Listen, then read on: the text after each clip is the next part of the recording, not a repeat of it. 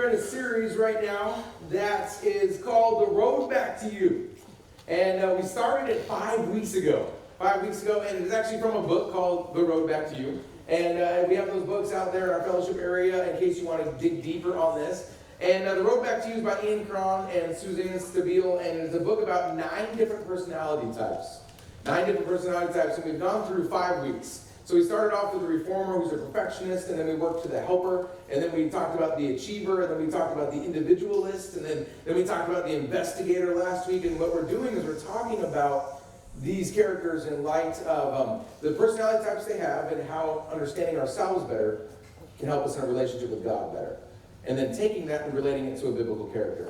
And so, but it's not only for ourselves, and I think that's an important part of this lesson, it's to understand other people better also.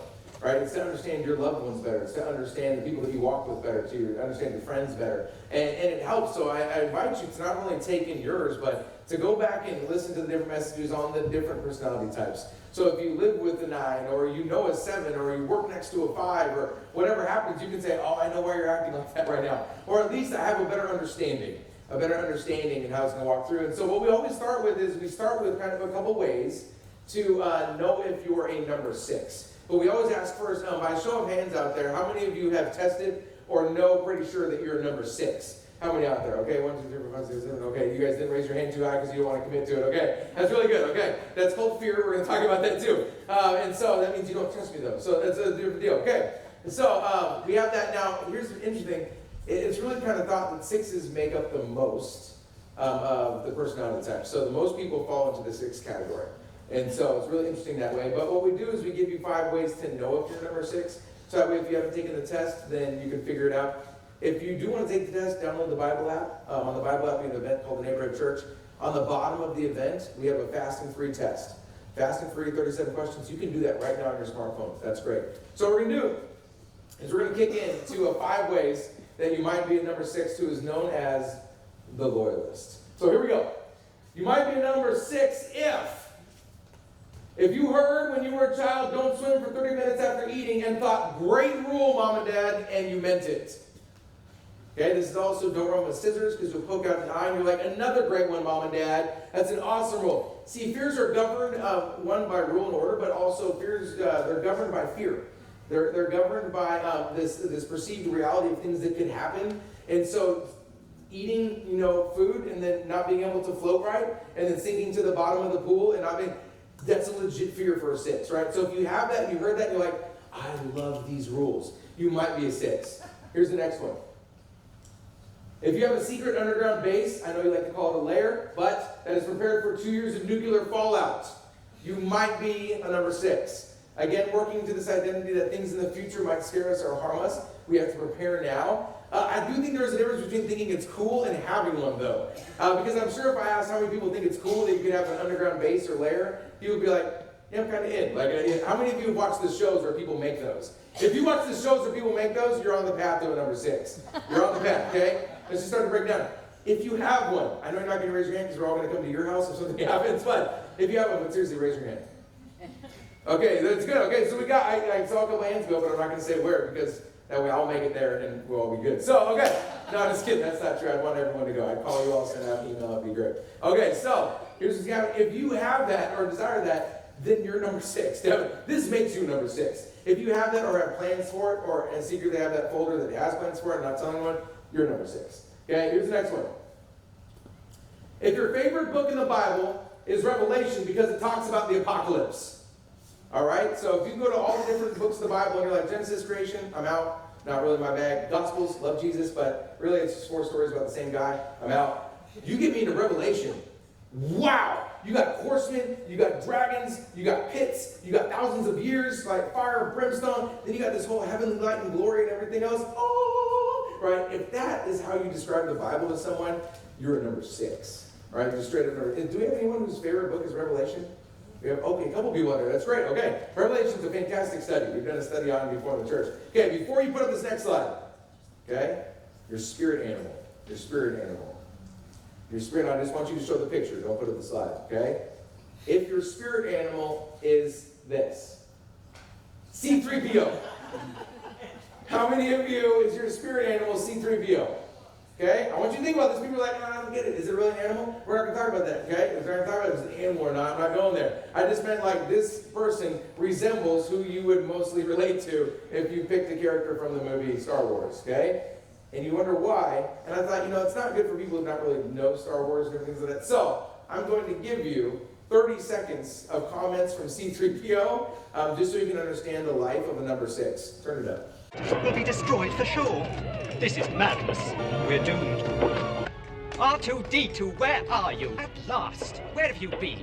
What are we going to do? We'll be sent to the spice mines of Kessel or smashed into who knows what. Don't you call me a mindless philosopher, you overweight glob of grease. What plans? What are you talking about? I'm going to regret this. Are you sure this thing is safe?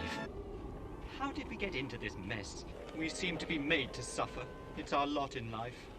I've got to rest before I fall apart. My joints are almost frozen. How many of you relate to C-3PO now?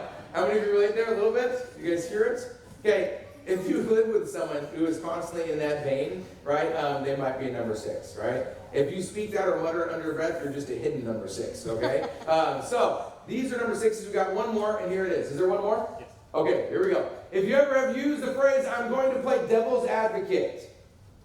I'm going to play devil's advocate. We're going to talk about that in the message today. First off, don't ever use that phrase. Second, if you have used it, don't ever use that phrase. The third rule of not using that phrase is don't use that phrase. I'm just kidding. Sorry, Fight Club? Okay, all right, here we go. So, all right, move on. I thought it really worked. All right, here we go. So, no, we're going to talk about this. Devil's advocate plays the alternative side of the worst possible, worst case scenario, what could happen.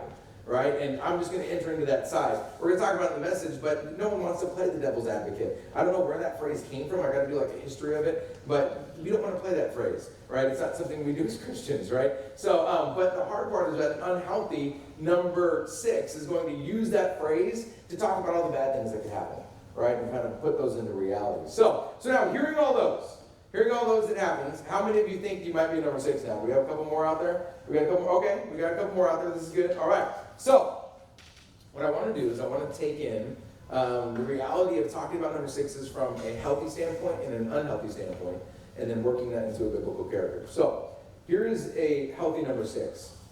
A healthy number 6 in relationship is the most committed, loyal person that you will ever know. And they are committed for life faithfully once they trust you. That's a healthy number 6. Really hard to work into that trust, but once you're into it, it's an unbelievable relationship. It's amazing, right? It's not without challenge, right? Because a healthy number 6 is going to see the different sides and they're going to question it. Have you thought about this, this, and this? Because these are realities that could happen if you go down this road. That's a healthy conversation. Hey, I'm not going to take it away. I'm not going to say the doom and gloom. I'm not going to say that this is a horrible decision. What I'm going to say is that there's 6 things that you need to think about that I'm going to tell you no matter if you've thought about them or not. And we're going to talk about it. Healthy number 6 in a relationship. Unhealthy number 6 is driven and ruled by fear. Now, fear is something that has an immediate and present danger. All right, so I want you to think about this, immediate and present danger. This is saying that there's a lion in front of you, I'm going to be eaten by the lion. All right? Anxiety, right, is saying, I don't know if I should go to the zoo. Right? That's anxiety. It's casting a fear out in front of you, right? But the fear is not really present. If a lion's in front of you, that's fear, right? Immediate and present danger, all right? If you fall into the lion pit, fear. If you don't want to go to the zoo, anxiety, right? Unhealthy 6s are ruled by fear and immediate and present danger. Unhealthy 6s are ruled by fear that might not be a reality. Do you see the difference? So it could be saying, hey, I know if I go to the zoo, I'm going to be eaten by a lion, so I'm not going. That's not a reality, but the fear is governing that. The fear is there that that could be a reality. And so they're governed by this, and they lead their relationships from that way, which means that their relationships are ruled by fear. They're ruled by fear, and they're ruled by the worst possible case scenario of everything that could happen that goes on in a relationship. That's an unhealthy 6. A healthy 6 on a team environment is going to be the person that takes the project that needs to get off the ground and get going. It's going to be the person that's committed into the project, that's going to help all the team members, that's going to look at all sides of the equations. You want a number 6 on any project team that you have. Number 6s are incredible to think through the entire scenario and stay connected to that project. That is a healthy number 6, right? They're great on teams. In fact, the really interesting part is a lot of our staff, all of our staff, is a 9-6. They are peacemakers. In order to deal with me, they're peacemakers, and then they're loyalists is what they are. Peacemaker loyalists, right? That is the whole staff. And they came back and was like, woo! You know, like it's one of those like revealing moments in the church, like, why is this happening? Why are every one of them this? And so we have peacemaker, loyalist. So that's a healthy team environment, right? An unhealthy team environment for number 6 says, hey, the bad's absolutely going to happen. This project's not going to make it. And even if we do get to where it does make it, I'm going to back out at the end. I don't want to be involved in the success of it. I'll be involved all to the run of it, but if it actually goes forward, I'm out at the end. Now that can happen with the healthy 6 too, right? Probably healthy to average. But what that means is that I understand the scenario when I'm in the project. The moment it's successful, that brings new light to it and it changes the design and the program of the project, which means that I don't know what comes next. And if I'm ruled by fear, I'm out. I'm out before it goes to what comes next. That's an unhealthy 6. They will back away and be present off of that. Here's the deal. An unhealthy 6 also plays the devil's advocate. They play the person who's going to say, I want to share with you the worst possible thing that's going to happen, and I want you to process that with me. But they play it from the side where it truly exists. That's unhealthy. You can play those questions on the healthy side too, and say, hey, can we talk about these things that are possibilities? See, the devil's advocate, the reason I don't like that language is because it's become just flippant in our society. It's just something that we use. It kind of rolls off the tongue. I'm sure I've said it before, right? So this is something that we're all in. But what you're really saying is, hey, just let me play on the devil's team for a moment. Let me just be on this side for a moment and use what the devil does in temptation and tactics to get you to understand a different reality with your relationships. Not the thing that we want to do. There's a great, healthy way to talk about that. It's not the devil's advocate, right? And so, but you'll constantly see that with an unhealthy number 6. And so you have these healthy identities of number 6 and these unhealthy identities of number 6. A really neat thing about number 6s, though, is that you have phobic number 6s and contraphobic number 6s, right? We're going to go down the road a little bit on this one, okay?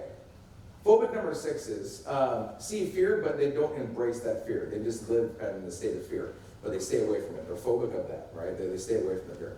Contraphobic 6s embrace the fear and embrace the danger in order to confront it head on. They can't stay away from it. It's too much, and so they run at it and they embrace it, right? And these are two realities of 6s because they're usually have fear as one of the underpinning kind of realities of their life. So they're either going to back away from it or they're going to run towards it. And I have to tell you, I know 6s.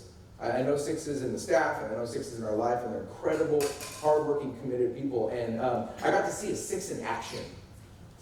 It was really incredible, really incredible. And I didn't realize at the time because we hadn't gone through the Enneagram yet. I didn't know what I was watching. And so we were out last year, 4th of July, and we were hanging out with some friends from the church. And we were sitting down, and I don't like 4th of July. I don't like 4th of July. I don't like it a lot. I do not like fireworks. I mean, there's too many stories, and they're so volatile. Like it could go anywhere, and it always causes this great anxiety in me. There's this huge anxiety, which I translate into fear because it's real and present danger when I get there. It doesn't matter if they're in a tube, right?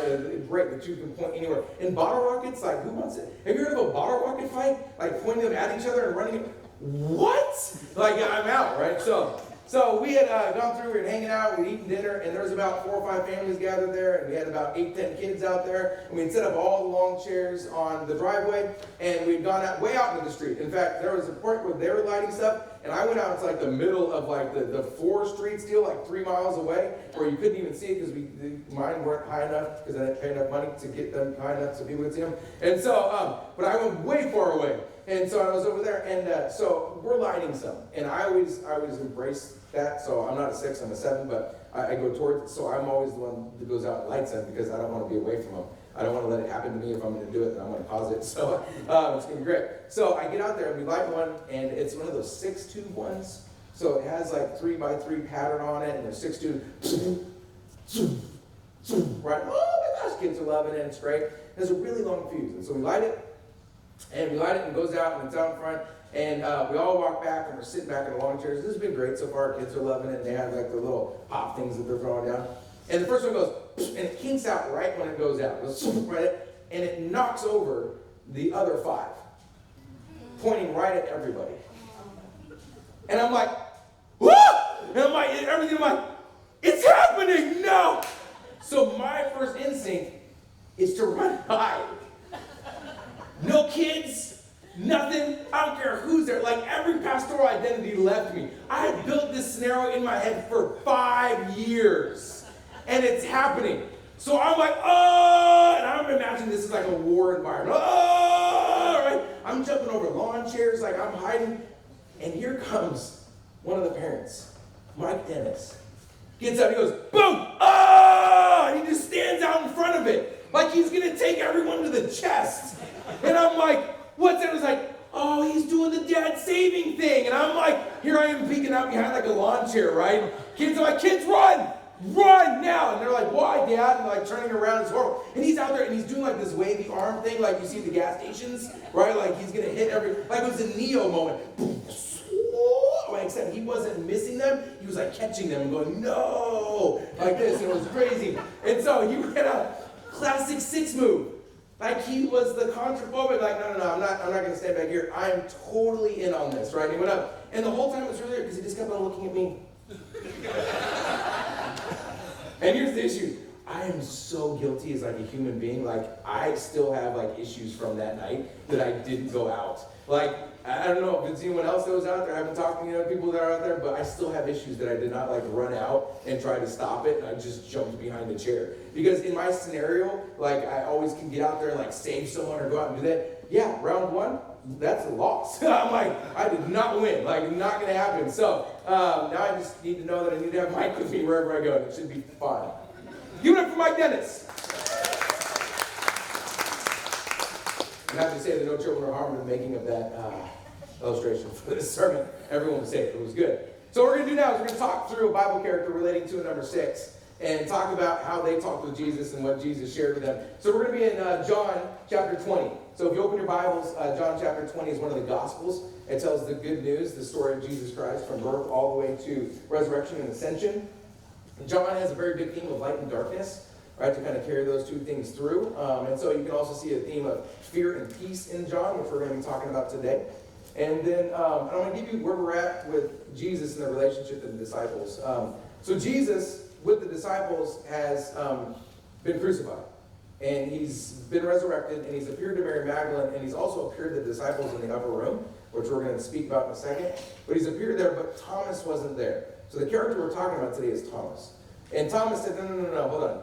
Like, yeah, you guys say you saw Jesus, but I didn't see Jesus. And we're going to talk about that. And this is Jesus coming to meet Thomas. And so this is called Doubting Thomas. And it's going to be verses 24 through 29 in chapter 20 of John. Here's what it says. But Thomas, who was called the twin, one of the 12, was not with them when Jesus came. So the other disciples told him, "We have seen the Lord." But he said, "Unless I see the mark of the nails in his hand, and put my finger in the mark of the nails, and my hand in his side, I will not believe." A week later, his disciples were again in the house, and Thomas was with them. Although the doors were shut, Jesus came and stood among them and said, "Peace be with you." And then he said to Thomas, "Put your finger here and see my hands. Reach out your hand and put it in my side. Do not doubt, but believe." And Thomas answered him, "My Lord and my God." And Jesus said to him, "Have you believed because you have seen me? Blessed are those who have not seen and have yet come to believe." Here ends our reading. So this is a disciple. This is a disciple who had known that Jesus was going to the cross. And in fact, when Jesus said we have to go to the cross, Thomas is recorded in Scripture saying, "Oh, I guess we'll go and die with you." That's what he says. And so he's a classic 6. He knows the reality of what's coming. Except Jesus dies. And when we talk about the relationship of team members and 6s, they're completely authoritatively driven, and they'll fall under that with loyalty. If they find an authority figure and they have that and they trust the authority figure to guide them forward, they're going to be completely loyal. Completely loyal. Unless they're betrayed or denied or the leader falls. And then it's kind of open air. So we're in this scenario with Thomas. That Jesus, who said they would bring the kingdom, Jesus who talked about the coming kingdom, is now resurrected and ascending, right? Is going to ascend after this, but he has died. The person that they walked with for 3 years is no longer. This person that they were loyal to is no longer. And so the mission of the church that was supposed to begin after Jesus, even though he left the Spirit, the mission of the church is now behind locked doors for fear. They're all fearful. And here is Thomas fearful. And he's even so much fearful that when the disciples come to tell him, "We've seen Jesus," he says, "Not until I see it." At least that's how we read it. Right? When you hear that, you hear Thomas saying, "I won't see it till I believe. I won't believe it till I see it." How many of you hear him saying it like that? No way. Not until I see Jesus. That's actually not how he says it. It's written differently. What he says is this: I will absolutely never believe what you are saying unless my hands go into his side. And in fact, I'll never believe it again unless I see Jesus. So you can tell me whatever you want, I don't believe it. Absolutely and forever. Do you hear the difference? One's not like, hey, yeah, sure, it'd be awesome. I need to see it. The other one is, hey, I have an absolute truth right now, and it's that my fear is my guide, and Jesus is not resurrected. That's what my guide is. And so we have Thomas in this sixth fashion being in front and with the disciples and saying, I don't believe the disciples. I don't believe Jesus when he said he was going to be resurrected. Fear has gripped me. I'm here. And I'm going to stay away from everything because they're behind locked doors. So you have this phobic number 6 kind of saying, I'm not going to go out there. There's enough things happening out there. And Jesus comes through the wall and says what? Peace be with you. And there's 2 things I want you to know about that. One is that no matter where you are, Jesus knows. So if you're gripped in fear and you're behind locked doors, Jesus is there with you.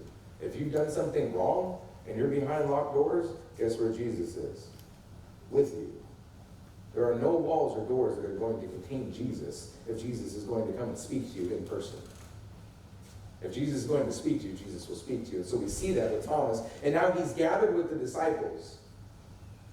And what he hears from Jesus is this: peace be with you. Now that's wonderful, but that's really hard to hear.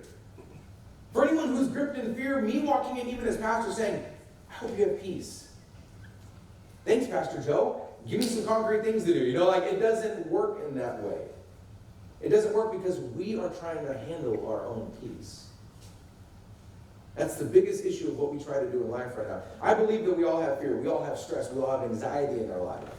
And what are we trying to do? We need to find a moment of peace. We need to find some me time. We need to find that space where we can go where no one else is. Is that what Jesus wants?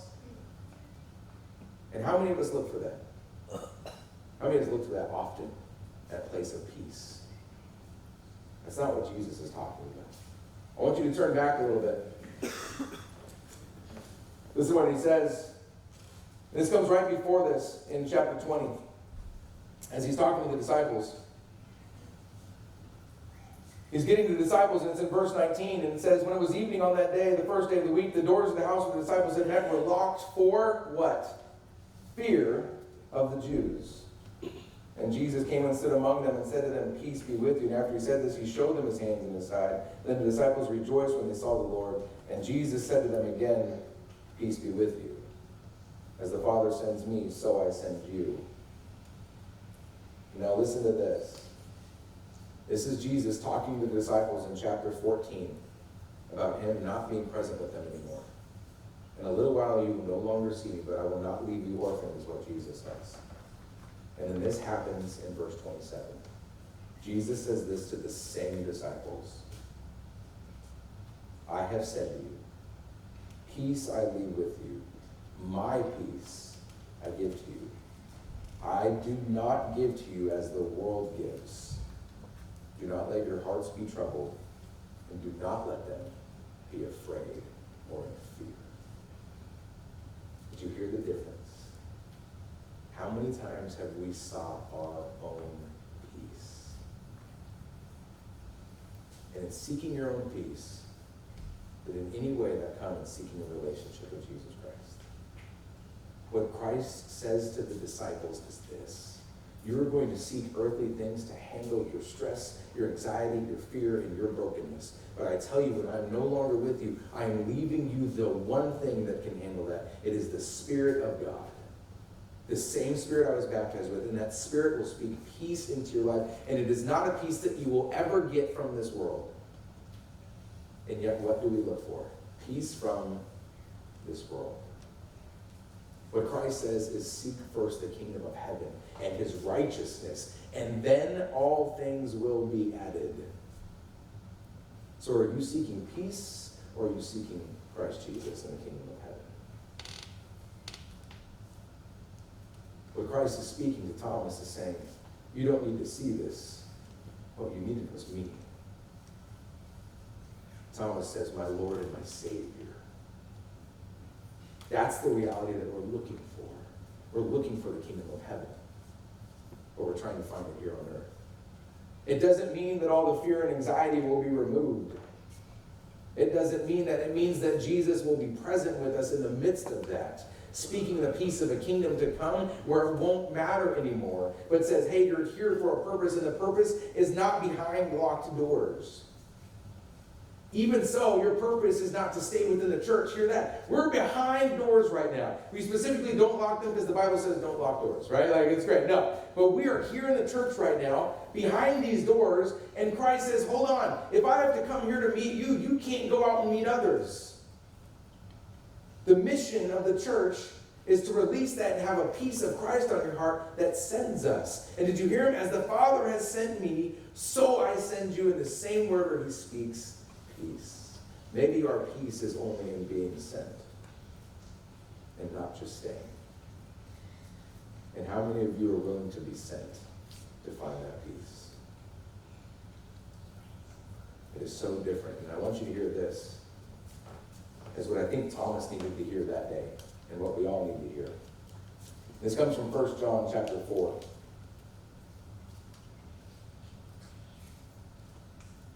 This comes from verse 18. And it says this: there is no fear in love, but perfect love casts out fear. For fear has to do with punishment. Whoever fears has not reached perfection in love. There is no fear in love, but perfect love casts out fear.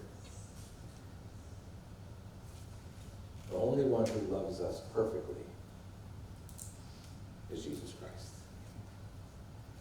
And we will seek that all the days of our life. So for the sixes and those who are riddled with fear and anxiety, I tell you today to not seek peace on this earth for you, but to seek Christ. And through Christ, all these things, peace in your life, peace in the people's lives around you, and love and joy and hope, all the things that God promises in Jesus Christ will become a reality here on this earth because you decided and you chose to seek Christ first and to be sent for the sake of the gospel. That is when we will finally know perfect love.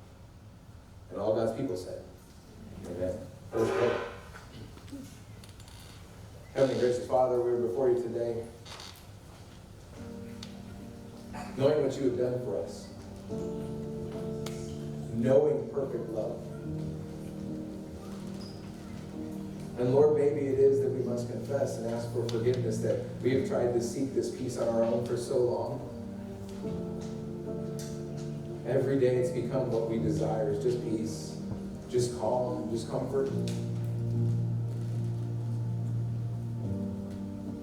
Maybe our confession is, Lord, is that we weren't looking in the right place. And that you told us over and over again that the peace that you give is not of this world, and yet we continue to stay here and seek.